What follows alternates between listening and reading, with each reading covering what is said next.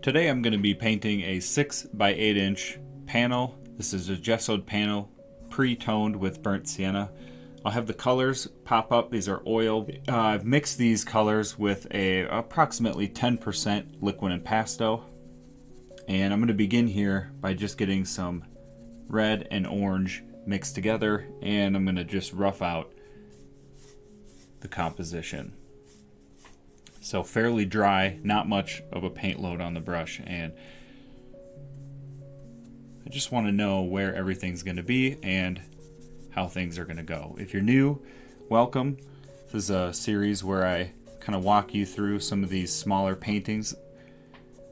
I have the real-time version of all these paintings available to the channel memberships. You can find that below the video, the join button, or in the description. This is part of the gold tier. The bronze has all of my reference photos, as well as some longer versions of my painting videos as well.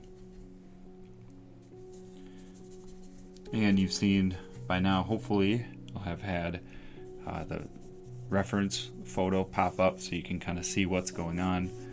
And again, I give all the high resolution to the channel members.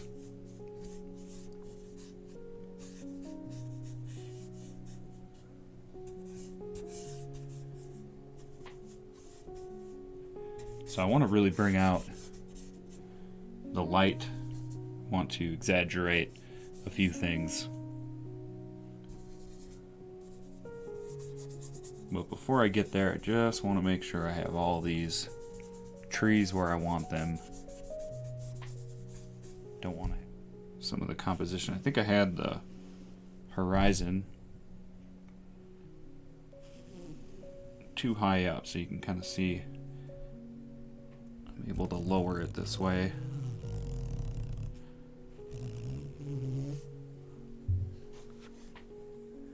Taking some blue and the red, get a nice dark color.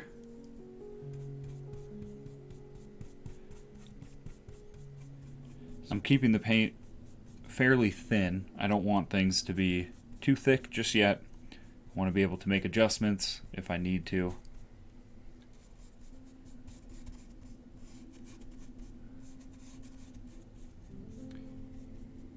So it's more of a sketch. Just want the block in, feel like it captures the composition, the values,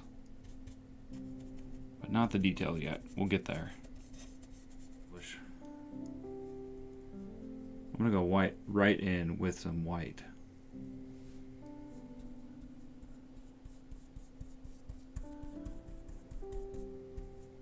I'm gonna pick up some of the cad yellow deep. I'm gonna grab some of the cad yellow regular.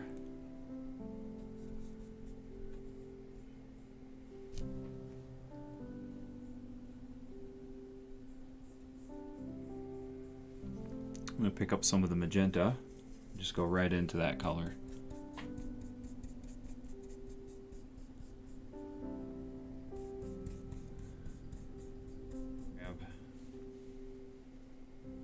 Some of the phthalo blue again, pick up that white, a little bit of the magenta.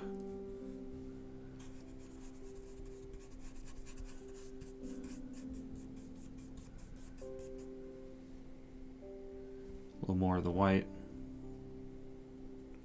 magenta, just keep blending that in.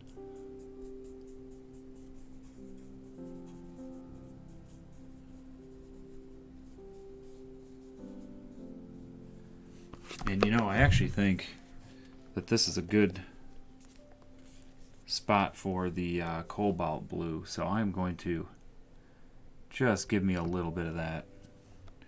Now that's straight out of the paint tube, but that'll be fine. I just need a little bit. Little kind of goes a long ways with this color. I've got a little extra medium down here. Maybe I do want to use more. Yeah, it's a nice color. I like that.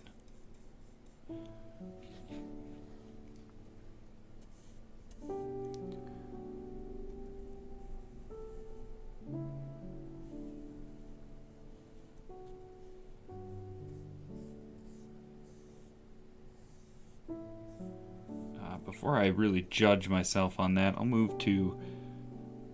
move to the trees just in front of that. And I think I'm just going to use some of this darker color I mixed and mix that into the blues up above and see what that does. Want something in between. Again, blocks of color, just get coverage. That's kind of what I remind myself at this point. Don't want to get stuck up too much in the details. I can add the details at any time. And like I always say, it's easy to add more, it's more difficult to take away. Again, the block in does not have to be perfect. Any color at all at this point is probably a step in the right direction compared to no paint at all. So just try to not be shy and just keep moving. Let's get into the bushes right here. In fact, maybe the yellow. Just going to start with pure cad yellow. Just add that right through there. Some cad yellow deep and just add that right in. Now in this case with yellows, to me I enjoy working with these bright warm colors. They really blend well. It's hard to back yourself into a corner with these colors, so they're easily eaten up with other colors as you add them. So I'll start with very punchy yellows, because I think the yellows, the liveliness of the yellows are easily taken away. That liveliness is drawn back easily with the introduction of other colors like this. So you start bright, and then I kind of pull in the other direction. So I don't want to forget about certain things. So I want to have kind of a light source back here glowing off, playing off that light against this bright yellow grass. And so I want to capture that, at least an indication of that right through here before I get too far. I'm going to dry it. And I'm going to pick up the green and the white.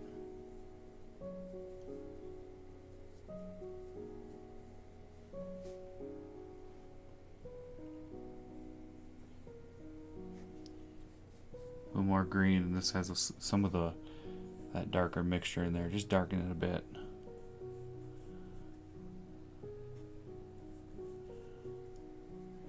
Add the shadows on the underside. More of that green. Maybe add a little yellow.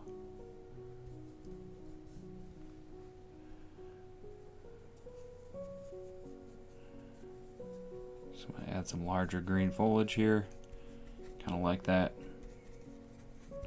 Again, coverage is more important than small details at this point, so sometimes I'll just, if I'm not sure about it, just go ahead and cover it up anyways and just scrub some color on there and then make adjustments as you go. That's kind of the system that I use.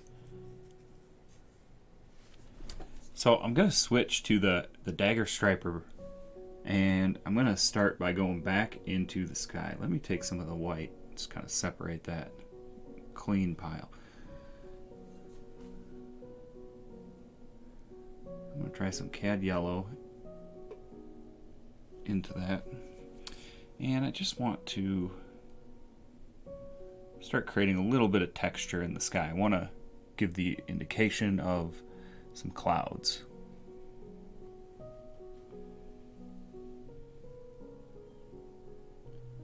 little more yellow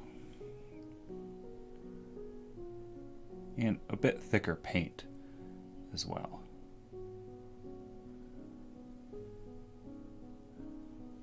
So by keeping the surface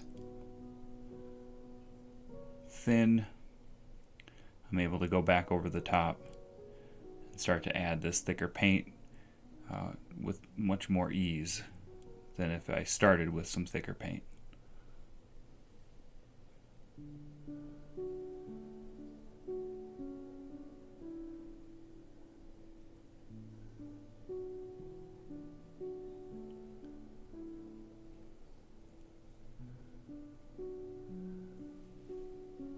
I'm just going to leave it like that. So that's a pretty good start to the sky.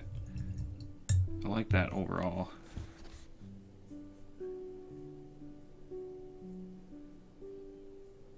Just mixing a dark color. And I'm going to go in by just adding some sticks, some brush.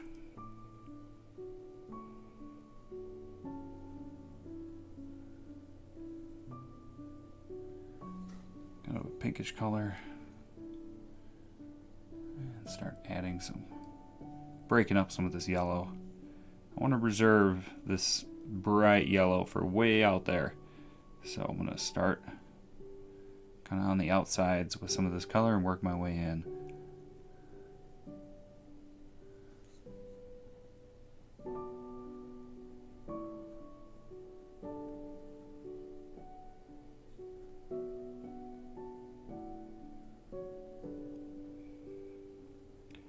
And again, just like the block-in stage, I want to take this in steps. I'm not going to focus on too many specifics at this point. I want to, continue to focus on just getting coverage. And in the same way I covered the canvas, now I kind of want to cover the block-in with the detail, but not getting hung up.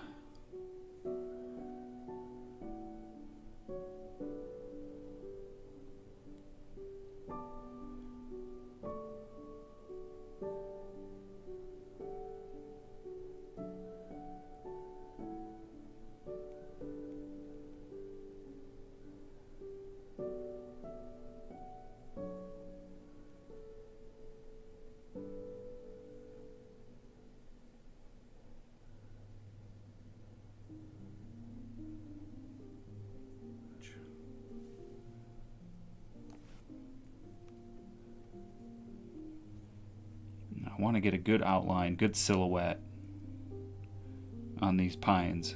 So that's kind of what I'm wanting to do. And then I feel like I'll have a good feel for the rest of the painting, rest of the horizon line back there.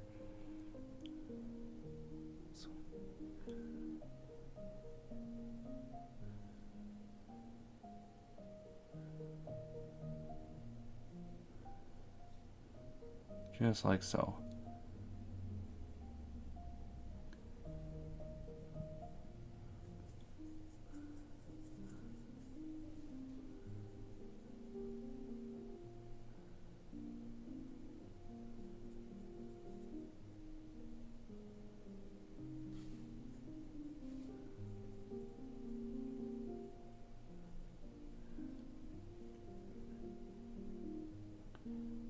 Little tree hidden back in there too. A little bit of white, brighten that up. Even brighter.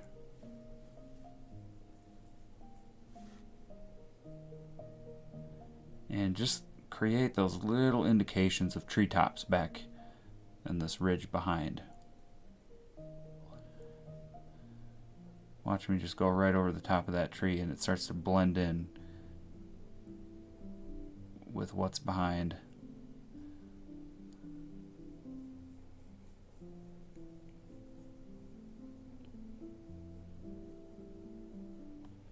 So pretty easy, just kind of using the triangular side of this brush and just pulling down, kind of giving me some automatic pines.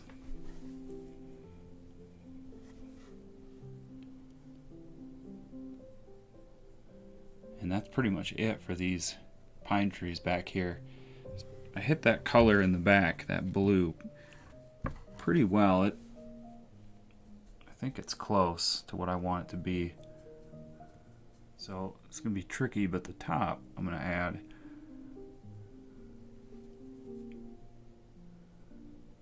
some magenta.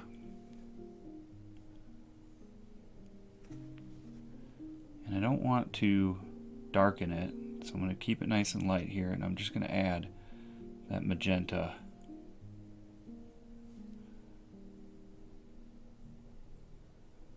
And just a little texture back in here.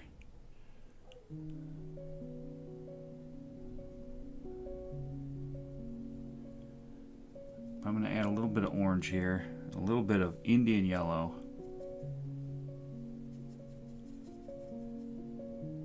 a subtle glow to the top.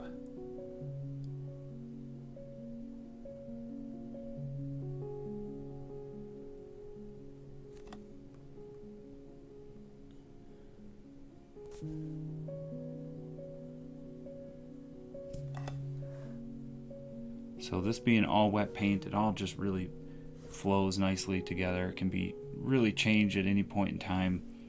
I didn't add too much to begin with, so as I start to add more, it's easily manipulated. Not a lot of risk of it getting muddy. More white.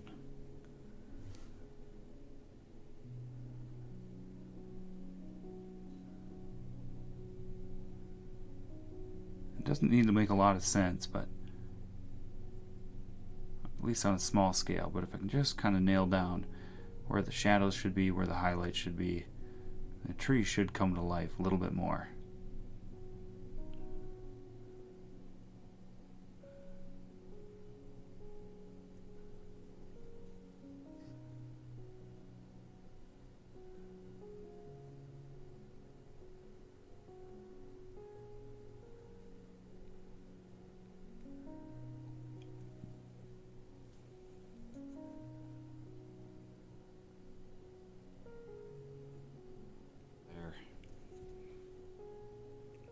You can start to add a little more definition in the foreground, a little more shadows down low, and just kind of keep poking at some of this texture. So I think the texture right up in the foreground is really going to set the stage.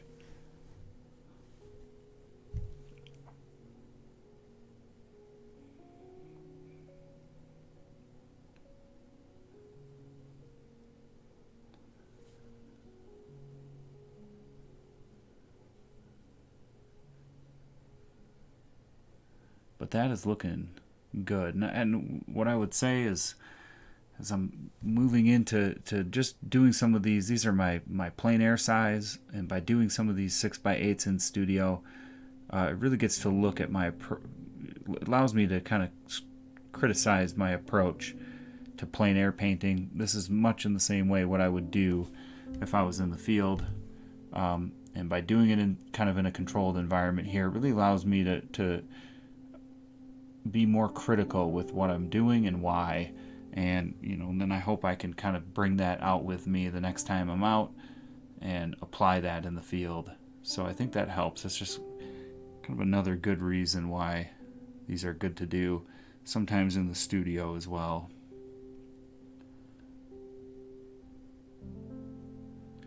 But overall, I think that's about all I'm going to be doing to this one.